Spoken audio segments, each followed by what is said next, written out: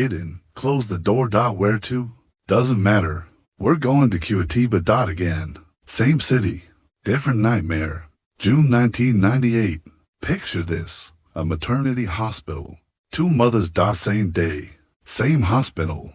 Both giving birth to baby girls. One mother was Claudia Regina. Young. Working class. First baby. The other mother was Rosangela Almeida dos Santos. Also young. Also first baby. June 27, 1998. Both women gave birth. Both had healthy baby girls. The hospital put identification bracelets on the babies. Standard procedure: names, mothers' names, birth times. But somewhere in the chaos of a busy maternity ward, something went wrong. The babies were switched. Claudia went home with Rosangela's baby. Rosangela went home with Claudia's baby. And for years, nobody knew. The girls grew up. Different families, different neighborhoods, different lives. Until 2020. 22 years later, a DNA test for a completely unrelated reason revealed the truth. The daughters these women had raised for over 2 decades weren't biologically theirs.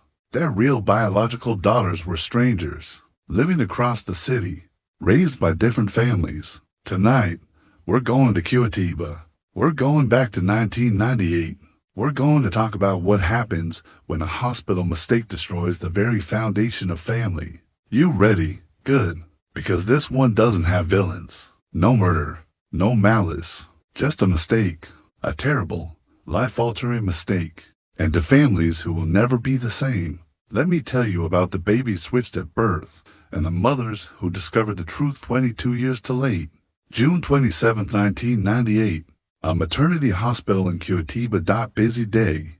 Multiple births. Overworked staff. The baby girls were born within hours of each other. Baby A, born to Claudia Regina, healthy, normal delivery. Baby B, born to Rosangela Almeida dos Santos, also healthy, normal delivery. Standard procedure: identification bracelets placed on each baby immediately after birth. Name tags on their bassinets. But somewhere in the process, the babies were mixed up. When Claudia was given her baby to take home, she was handed baby B, Rosangela's biological daughter. When Rosangela was given her baby, she was handed baby A, Claudia's biological daughter. Neither mother noticed. The babies looked similar. Newborns often do. They trusted the hospital, trusted the bracelets, trusted the system, and they went home with the wrong babies. The girls grew up. Let's call them Sophia and Helena. Not their real names, but we'll use them for clarity. Sophia grew up with Claudia. Working class neighborhood. Loving home. Normal childhood. Helena grew up with Rosangela. Different neighborhood. Also loving. Also normal. For 22 years, these families lived their lives. The girls went to school, made friends, became teenagers, became adults.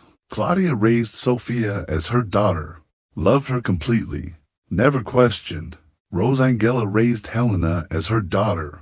Same thing, total love, no doubts. But in 2020, something happened. Sophia, now 22 years old, needed a DNA test for medical reasons. Not related to paternity or maternity, just routine genetic screening.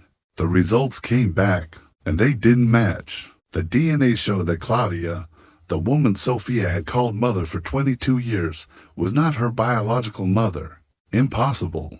There had to be a mistake. Sophia and Claudia redid the test. Different lab. Same result. No biological match. Panic. Confusion. How could this be? Claudia started investigating, called the hospital where Sophia was born, demanded records. The hospital searched, found the records from June 1998. The babies born the same day, similar times, similar circumstances. Claudia asked, was there another baby born that day? Another girl? Yes, Rosangela's daughter, Helena. Claudia requested contact information. The hospital, bound by privacy laws, couldn't give it directly, but they contacted Rosangela, explained the situation, asked if she'd be willing to do a DNA test. Rosangela was shocked, confused, but agreed. DNA tests were conducted, all four of them: Claudia, Sophia, Rosangela, Helena.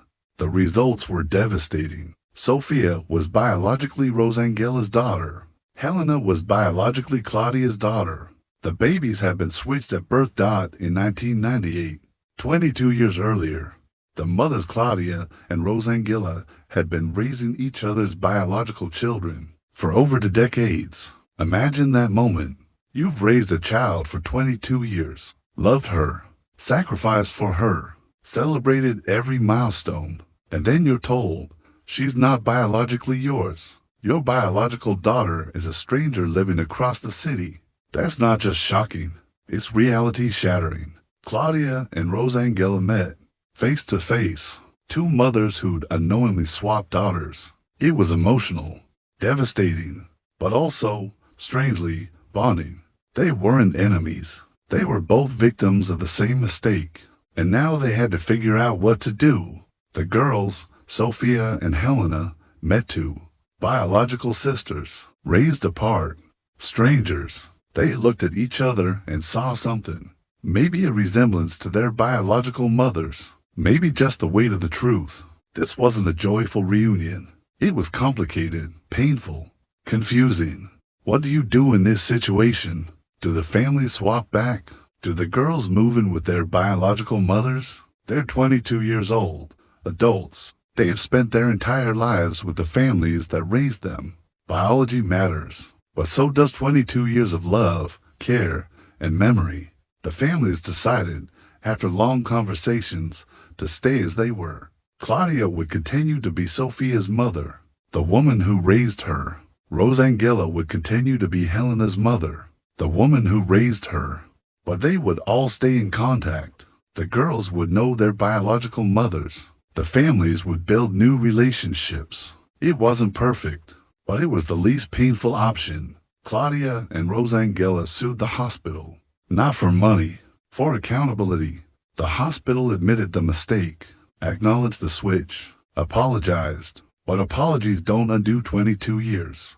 The lawsuit resulted in a settlement, financial compensation for both families. The hospital also implemented new procedures to prevent future switches: electronic bracelets, immediate DNA matching, stricter protocols. But for Claudia and Rosangela, those changes came 22 years too late. So what really happened in that hospital in 1998? Let's talk about the theories. The hospital was busy, understaffed, multiple births happening simultaneously. In the chaos, bracelets were placed on the wrong babies, or fell off, or were misread. This was human error, not malice, just a mistake. Evidence: hospital records show it was an unusually busy day. Staff turnover was high. This is the most likely explanation. Hospitals in Brazil in the 1990s didn't have the security measures they have now. No electronic tracking, no immediate DNA verification, just handwritten bracelets and visual identification. The system was vulnerable to exactly this kind of mistake. Evidence: multiple hospitals in Brazil and worldwide have had similar cases. After discovering the mistake, both families had to make impossible decisions. Swap the girls back. Would that be more traumatic? Keep things as they are? Does that dishonor the biological connection? There was no right answer, just painful choices. Evidence: the families chose to maintain their existing relationships while building new ones. How do you quantify the damage of a switched birth case? Claudia lost 22 years with her biological daughter. So did Rosangela.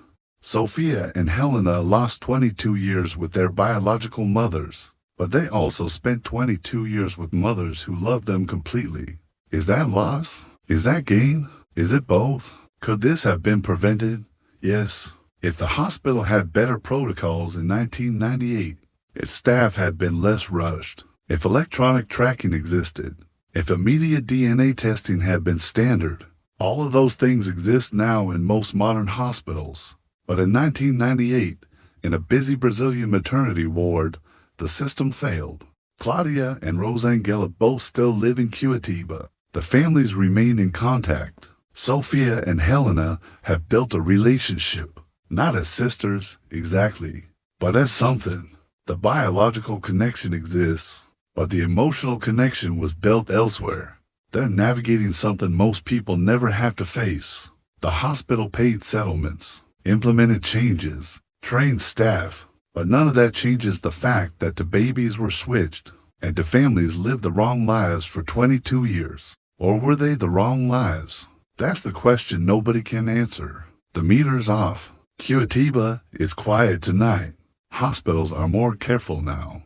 Protocols are strict. But somewhere in this city, two mothers are raising daughters they didn't give birth to, and loving them anyway. Because biology is important. But so is time. So is love. So is a bond built over 22 years. Some mistakes can't be undone. You can only decide how to live with them.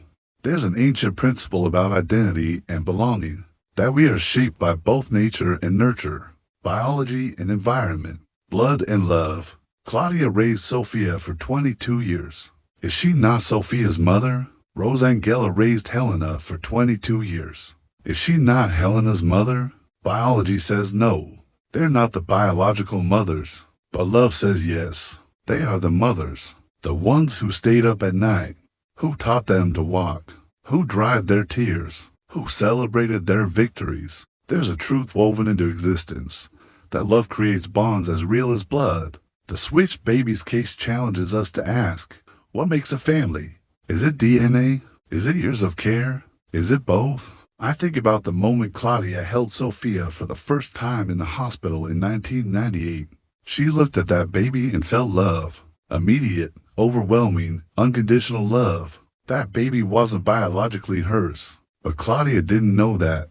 And even now, knowing the truth, does it change that love? Claudia says no. Sophia is her daughter. Biology doesn't change that. And Sophia agrees. Claudia is her mother, the only mother she's ever known. There's a complexity in ancient wisdom about truth and love. That truth matters. That honesty is sacred. That deception is wrong. But also, that love covers a multitude of wrongs. That relationships built over time have their own truth. That the bonds we choose are as real as the bonds we're born with. The hospital made a mistake. A terrible, unforgivable mistake. But the love that grew from that mistake, the families that were built, the mothers who raised daughters with everything they had, that wasn't a mistake. That was real.